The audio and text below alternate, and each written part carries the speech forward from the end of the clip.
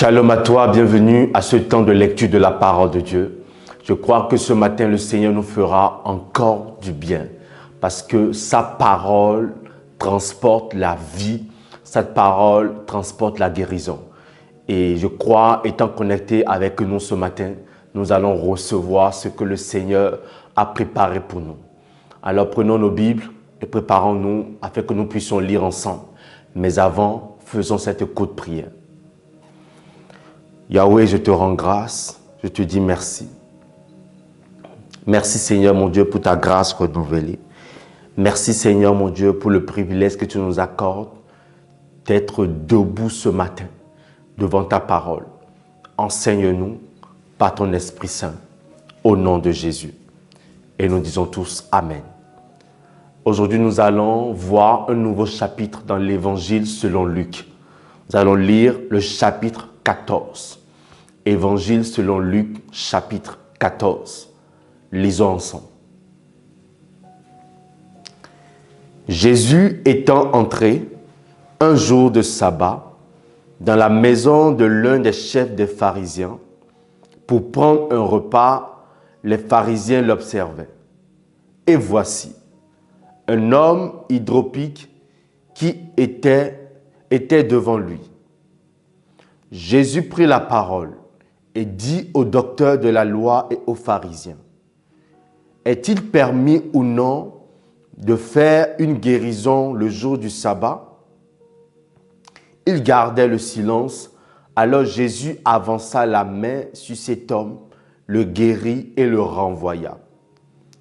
Puis il leur dit, « Lequel de vous, si son fils ou son bœuf tombe dans un puits, ne l'en retirera pas aussitôt le jour du sabbat? » Et il ne put rien répondre à cela. Il adressa ensuite une parabole aux conviés en voyant qu'ils choisissaient les premières places. Et il leur dit, « Lorsque tu seras invité par quelqu'un à des noces, ne te mets pas à la première place de peur qu'il n'y ait parmi les invités une personne plus considérable que toi, et que celui qui vous a invité, l'un et l'autre ne viennent te dire, cède la place à cette personne-là. Tu aurais alors la honte d'aller occuper la dernière place.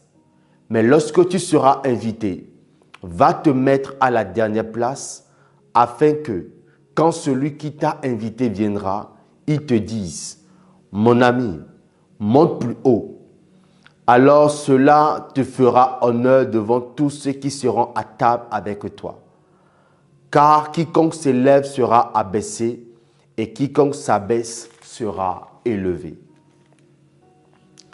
Il dit aussi à celui qui l'avait invité, « Lorsque tu donnes à dîner ou à souper, n'invite pas tes amis, ni tes frères, ni tes parents, ni des voisins riches, de peur qu'ils ne t'invitent à leur tour et qu'on ne te rende l'appareil.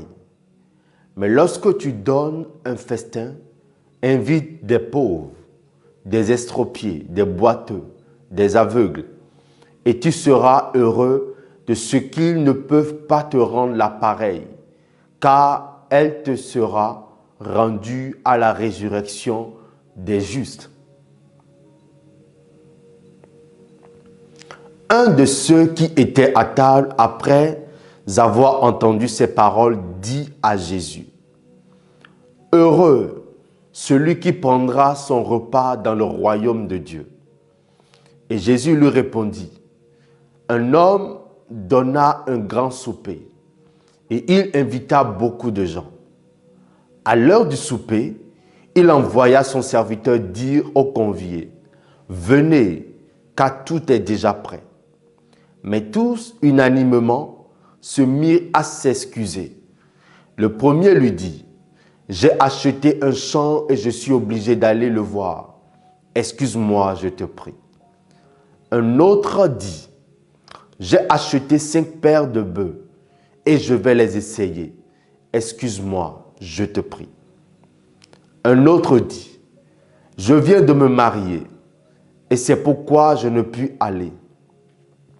Le serviteur de retour rapporta ces choses à son maître.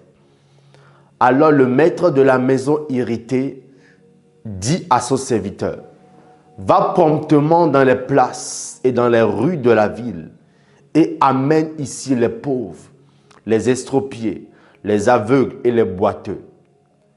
Le serviteur dit, maître, ce que tu as ordonné a été fait et il y a encore de la place. Et le maître dit au serviteur, va dans les chemins et le long des ais, et ceux que tu trouveras, contrains-les d'entrer, afin que ma maison soit remplie.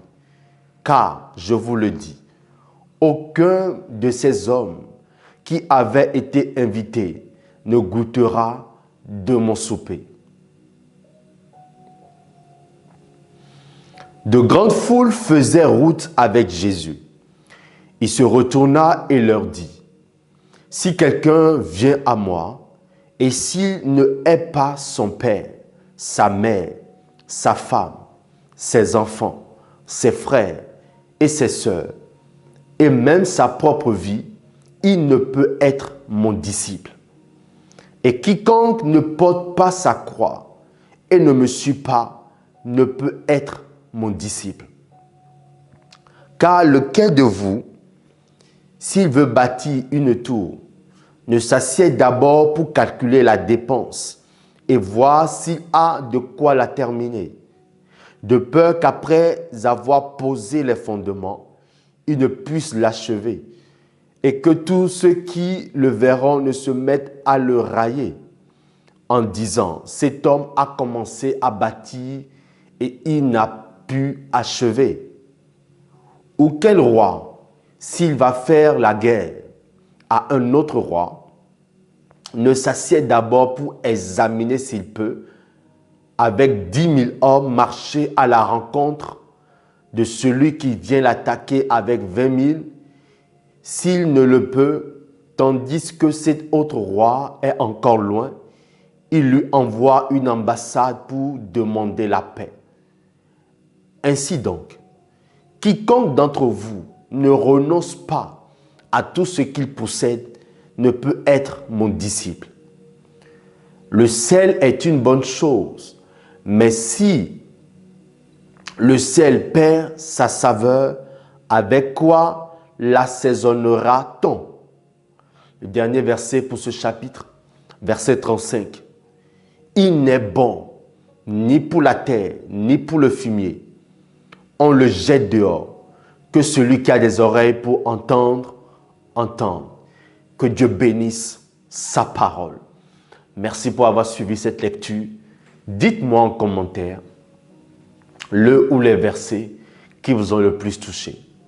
Moi, le verset qui m'a parlé ce matin, c'est le verset 33 qui dit « Ainsi donc, quiconque d'entre vous ne renonce pas à tout ce qu'il ne possède ne peut être mon disciple. » Pour être un disciple de Jésus, nous devons renoncer aux choses que nous possédons. Nous devons nous détacher des biens matériels. Nous devons nous détacher des choses du monde, de tout ce que nous possédons et nous donner tout entier à Dieu. Il y a une différence entre être enfant de Dieu et être disciple de Jésus. Pour être enfant de Dieu, nous devons juste accepter le Seigneur Jésus comme notre Seigneur et Sauveur et naître de nouveau par les eaux du baptême. Mais pour être le disciple de Jésus, nous devons être prêts à renoncer à notre vie, à obéir à la parole de Dieu, à suivre le Seigneur Jésus, à vivre une vie de consécration, ce qui demande plus de sacrifice que être enfant de Dieu. Et la gloire se trouve dans le fait d'être disciple de Jésus. Alors, renonçons ce matin aux œuvres charnelles, à tout ce que nous avons et mettons Jésus au-delà de tout. Mettons le Seigneur Jésus à la première place dans notre vie. Le verset précédent dit, si quelqu'un ne hait pas son père, ne hait pas sa mère. Ce n'est pas haïr dans le sens littéral, mais nous ne devons pas mettre notre père, nos relations au-delà de Dieu. Jésus doit avoir la première place dans notre vie.